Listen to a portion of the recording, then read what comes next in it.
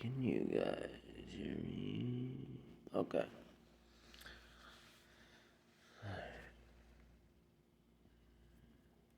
So, in this tutorial here, I'm going to show you guys a little bit of how to mix and do a little bit of EQ here.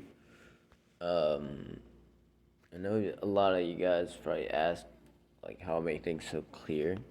So I could just use this audio here, and you can probably hear the effects. So I'm going to test that after this video here that you'll be seeing. So here is the dock for a voice. So I have some presets here, but we're going to start fresh. Okay, so I'm going to start fresh here. And I'm going to go ahead and start hitting explore. And I'm going to input the very first thing that's very important is my EQ. Okay. Alright. So my voice right now is pretty level. It's at state. We don't need to touch anything just yet. But we do need that there. So the next important thing here will be your dynamics. Okay. So one thing for certain here is you want this very first option here, which is BandLab 1176 compressor. Okay. And now what this does is you see my voice is really loud right now, and I want to bring it down some on the output towards you guys. So it's going to give me a little bit of disorientation when I'm talking to you. So see how it's lowering down? Now it's starting to feel a little bit better. This will help with like how fast the punching comes in, but it really doesn't do a whole lot when you're inside, you know. It just does it on the dock and the inlay. So we're going to go ahead and do a line 2 so you can hear the difference, the playback. But for now, we're going to leave this about comfortable about right here. Okay, so it's about laying right there. We're just going to move on, and we're going to go to the dynamics here. All right, so that is your output and everything right there. So we're going to need something called a de-esser.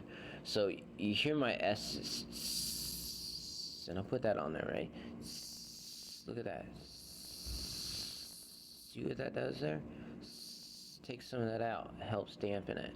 So we can use that. It's about negative 26 right there. And then that's going to stick there. And now we're going to go over here to my tone.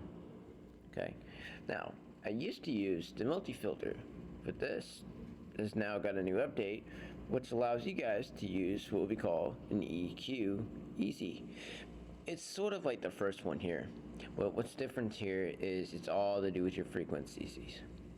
Okay, so at standard set, it's pretty good for your voice. But for me, I personally like to bring my voice from inside the box here. See this high end right here? To about 60. Okay, as close as I can get that knob there. Doesn't have to be perfect. And then I drag my frequency around to allow, well, let's say I want that range to be about 88 max. Okay, that's my max. That's how much it's gonna go to. It's not gonna go anywhere past that. Okay, in the high and the mids, that's this is your low. This is your low. Boom, boom, boom, boom, boom, boom, boom. It clears up. Now we could work it like you're putting your shit in a cup. See that? See how that works?